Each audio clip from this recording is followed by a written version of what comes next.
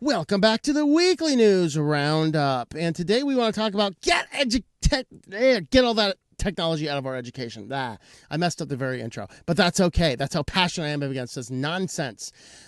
Technology is shown as it's going to be this remarkable tool, and we've always known it doesn't actually work. If you read the book by Neil Postman from the 1980s called The Disappearance of Childhood, he actually has a couple chapters in there on the emerging, at that time in the early 80s, the emerging technology that, and for my generation, growing up one of those little 80s kids, and I don't know, you got younger guys can't relate to it, but they would wheel in this giant cart with a huge TV, put down with bungee ties down to this little rack in a VCR, because like the school had like 5 of them. I know that's hard for you to believe with every classroom having 7,000 computers in it right now, but we'd have that little thing called in and we all get excited because we're going to watch some video. Yeah. And so, usually it was something like Reading Rainbow or something weird like that. So they'd come in and they'd, watch something. And what they found in the early 80s that Neil Postman reported on in that book was that looking at something on video and utilizing this type of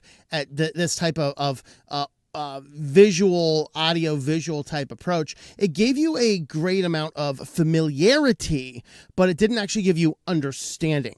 And that was an interesting thing as I read that, because later in high school, I read some psychology texts from the 60s on learning education. I want to say the guy, I can't remember the guy's name. Really thin books. I found them in a used bookstore. It was like the study applications of learning. And they were from like Harvard or something like that, Harvard, Yale, one of those big elite universities. And they were basically thin books, the endpoint of research on a decade of researching education and how education works. And where Neil Postman's work on that got to me is because in that book, they talked about the 3 basic layers of learning. And the first is a familiarity. And when you have a familiarity-based learning, you can look at something and go, oh yeah, I know about that, because you are familiar with the concept. But if you were to ask to sit down and like write an essay on it, well, if you can write in the modern era, because of all these computers, that would be shocking in and of itself. But even typing up an essay, well, I'm sorry, you could rely on ChatGPT now to give you the summary of the assignment. But if you were actually to sit down and write something without any help or any aids or any resources or anything else, how effectively could you actually get into that information?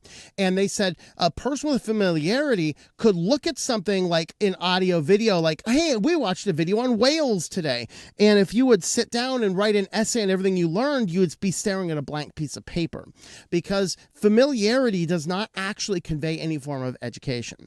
Now, the next level was memorization. This is that simple regurgitation type stuff.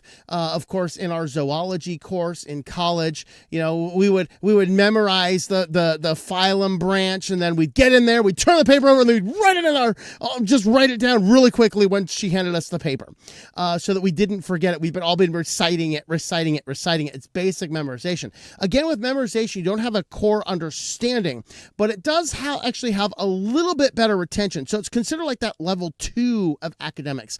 The third level is actual understanding. This is the ability to put everything together and to conceal and to create. And this is something that I learned late in high school, where I started to learn that all fields were interconnected. And if you excelled in one, you could actually take all levels of education and you could merge them all together. This is actually why I've been successful in life. This is why I finished my PhD before I was 30, why I went off into academics, and then I left there and I did some business stuff. And now I'm just entirely independent contractor because I like the flexibility.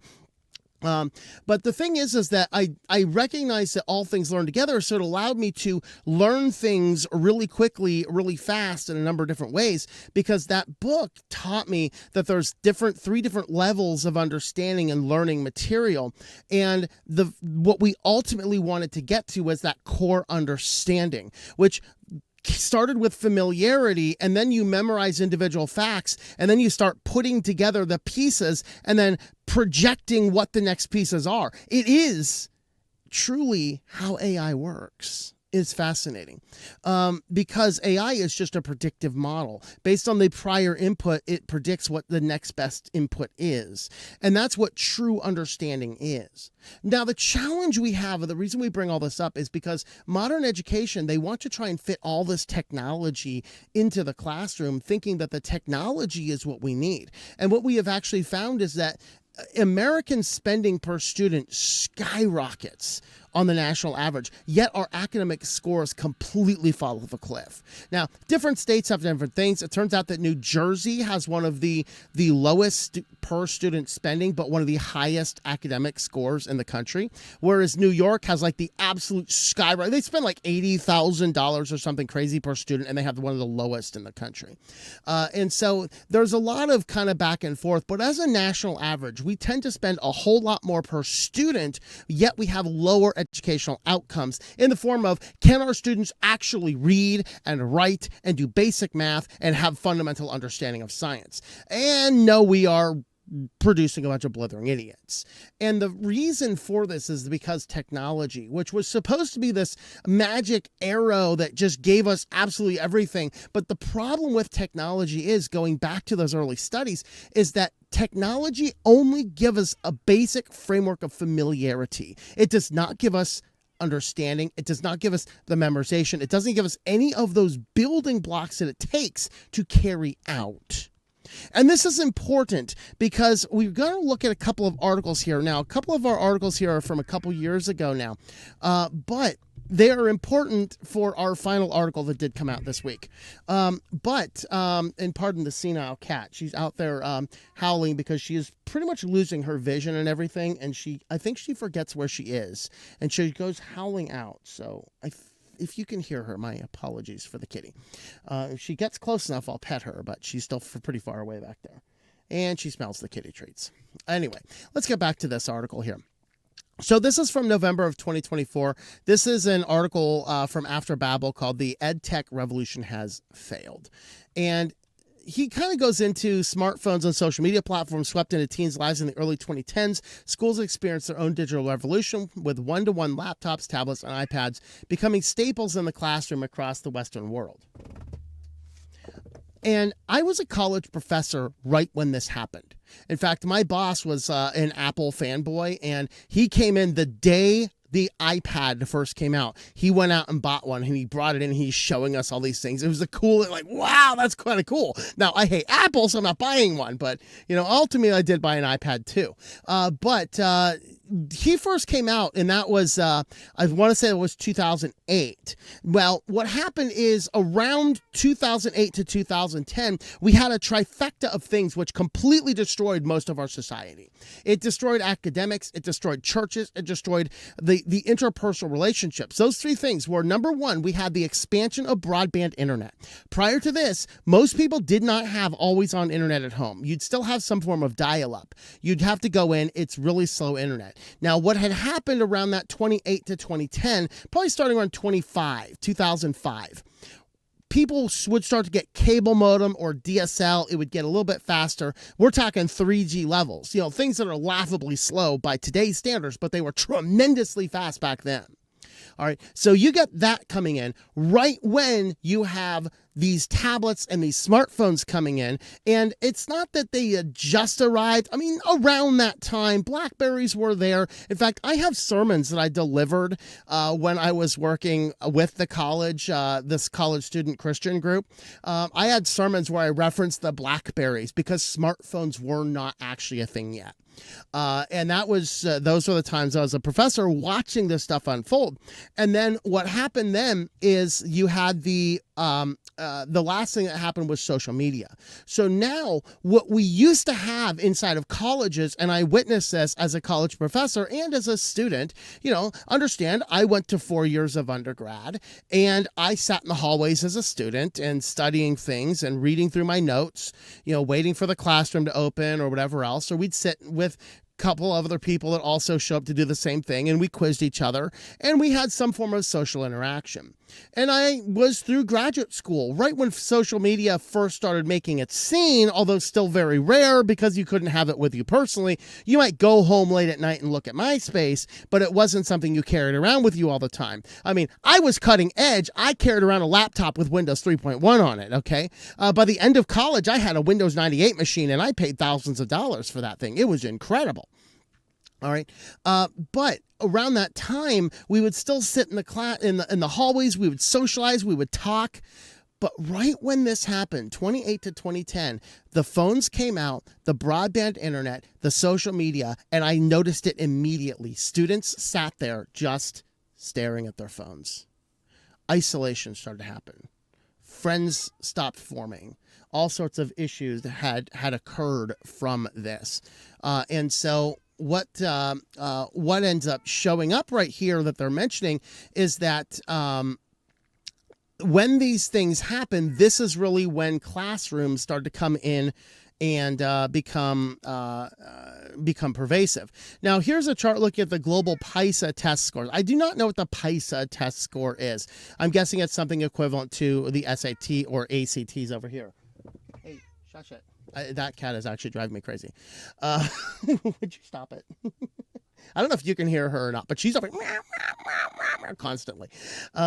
So anyway, the PISA scores, and this starts in year 2000, and this is that inflection point right here at 2010. And you can see the reading scores in yellow completely fall off the cliff. You can see the math scores here also completely fall off the cliff. The only one that doesn't completely fall off the cliff is science, but it declines quite significantly. And this is a massive decline. And you could probably say that the science here, this could be the ability to recognize familiarity. Familiarity will help you somewhat pass a multiple choice if it's not written as trick questions. But math and reading, these really are kind of pass-fail tests. And so I think that people can BS their way through science a whole lot more than they could BS through reading or math. And that's probably why we're seeing a little bit of that discrepancy there inside of the science. But this is actually the end result of putting all this technology in the classrooms. And then what he's going into here is he's kind of talking about how when we start using these technology resources, we start really shifting the fundamental design. And in my perspective, understanding how this education stuff works is that the technology has given our students a massive, broad, wading pool deep layer of familiarity with their various topics, maybe even enough to potentially pass a test if that test might be in a couple of days. But if you were to quiz them on what they might know as a comprehensive exam at the end of the year, they may not be able to retain all that much information. And that's one of those things to keep in mind.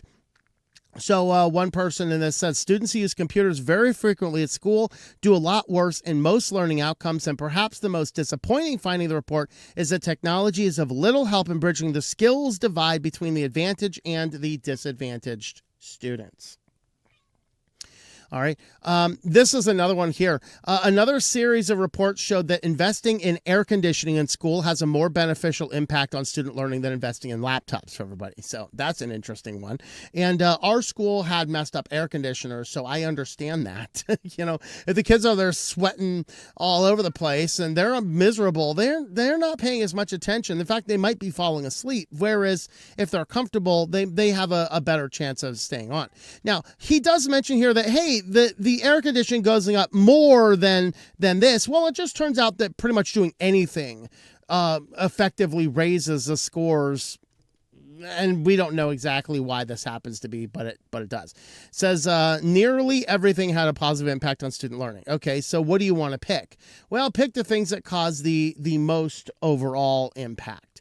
All right, so they looked at dozens of meta-analyses comprising thousands of calculated effect sizes, has done little to quell excitement over digital technology in education, suggests that we may be dealing with less of an issue of evidence and more of an issue of wishful thinking.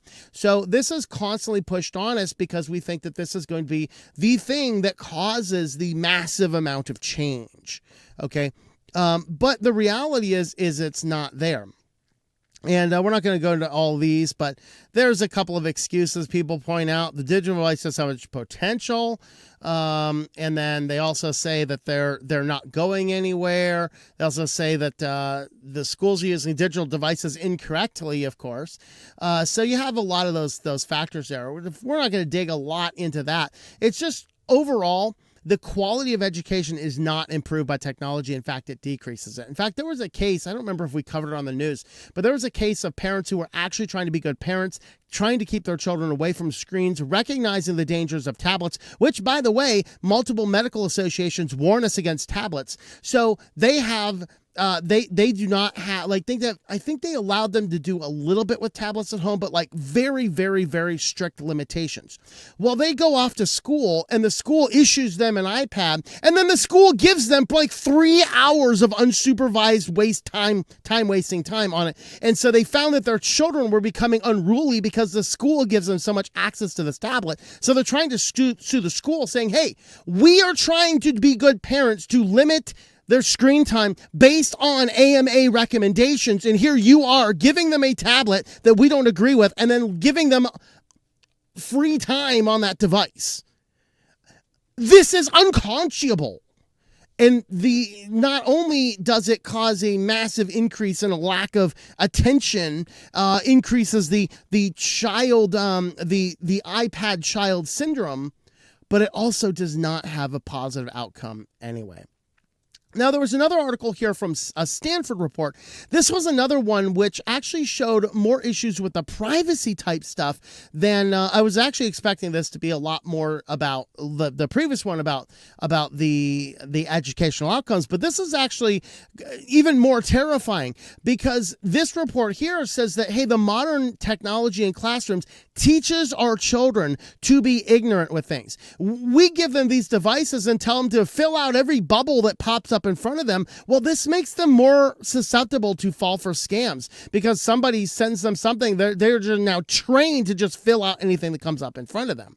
Not to mention the data trail you leave behind. And that's really what the Stanford report actually showed, which was interesting. It says this person witnessed the digital technologies making schools safer amidst the global pandemic.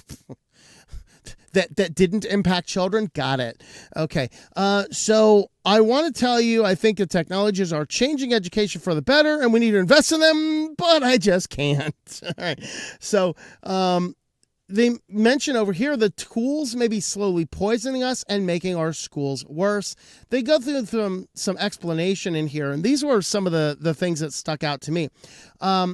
They communicate with a finite set of tools and consume a set of media that is often algorithmically suggested. So by filtering all this technology in, now every single kid is on the exact same very few platforms, whether it's Canvas or whether it's PowerSchool for your LMS, and then whether you're on the Google Education Services or the Microsoft Education Services, and then 3 or 4 other quote-unquote academic systems. And the most terrifying thing here is the algorithmically suggested. I believe algorithms in technology should be banned, especially for children.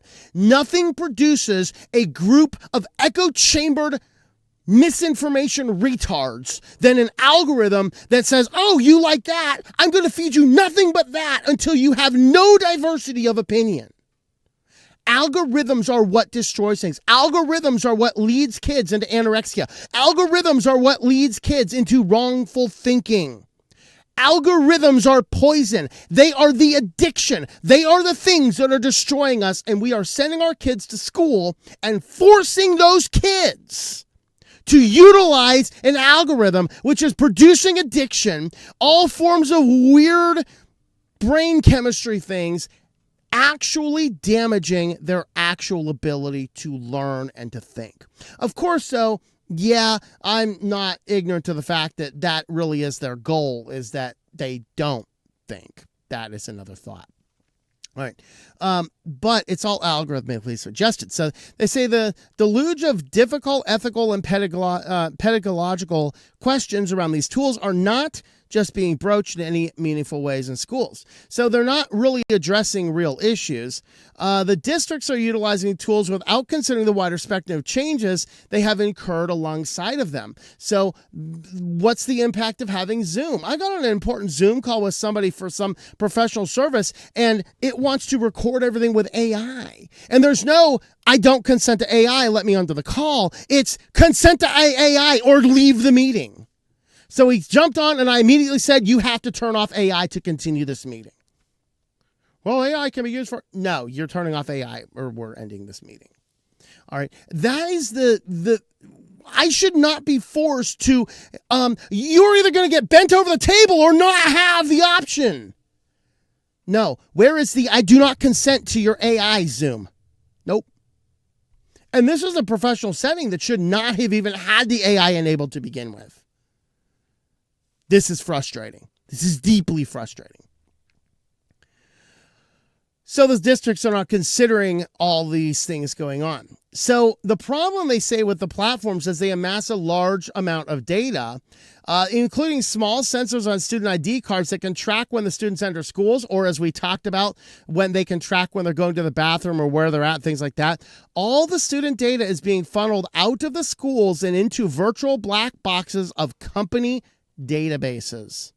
That is the important part here. So part of why I've grown so skeptical as the current digital revolution is because of how these tools reshape students' bodies and their relation to the world around them. This is great. Look at this. One of the greatest and implicit lessons that kids learn in schools today is that they must sacrifice their privacy in order to participate in conventional civic society. Let that one sink in. You have to do this, or you will not be able to participate in civic society. Pandemic has made the situation worse. At its beginning, some schools relied on software to track students' eye movements, ostensibly ensuring that kids were paying attention to the tasks at hand. These might have been seen as the best interest of students and their academic growth, but such practices are part of a larger and usually more invisible process of normalizing surveillance in the lives of youth today. That's all it is. Filter the children into these things so that we can harvest and collect their data. And how safe is that data? Well, I wanted to get into all of that because we had yet another academic breach. Now, we talked about, of course, the Power School breach, which was huge. And that guy got way too little jail time for it. This is another one. This is actually Canvas. So Canvas is used by many universities and K-12 schools to manage your learning. It contains private messages between students and their class and students and the teachers and the parents, all sorts of things like that.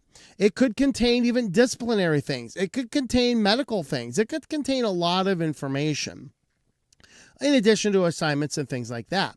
So 9,000 different schools had data leaked, 275 million students. Now, the thing about Canvas is it's used in college and in K-12, and we do not have a breakdown. How many of this was minors, K-12 kids in school? How many of this was college students? We don't know the answer to that. But we have all of these third parties involved, and they are collecting and amassing and storing all this data. The Power School one was particularly egregious because they were able to get data from like 10 years ago. Why on God's green earth is the students' data from 10 years ago hanging around on an internet-connected internet database? What in the hell is wrong with you people? I mean, I can understand keeping this thing around, but as a student, as a professor, you cannot access last year's courses. Why does the Canvas leave it around for so long? We don't have any information on that now, do we? But the infrastructure in a U.S.-based educational technology platform known for developing Canvas, one of the world's most widely used learning management systems, has breached. Canvas is used widely by schools and universities to manage courses, assignments, and online learning, raising concerns about student and staff data security. Company says the security incident appears to be contained while investigations continue. Of course, they're revoking privileges, rolling keys, etc., etc. They say indications of the information involved consist of certain identifying information of affected users, institutions such as names, email addresses, and student ID numbers, as well as messages among other users. So yes, we got all forms of messages. Oh, you now know that Johnny is misbehaving at school and what he's doing. Hey, they found no evidence of passwords, dates of birth, government identifiers, or financial information involved. Well, praise the Lord for that. I don't think Canvas collects financial information. I hope no financial information was breached. I've never known it to have that. Company states there is currently no evidence that passwords, dates of birth, or government or financial were impacted. Okay. And so this was Spy Hunters took responsibility for this and sent them a pay or leak ransomware notice. So that's exciting, guys. Isn't that wonderful? So we are forcing all this technology on our kids. It's very hard to opt out of it all, and then it just opens it all up for our kids' information to be grabbed and harvested and leaked and all that kind of stuff. So, hey, good feelings all around. Let me know your thoughts about all that in the comments down below.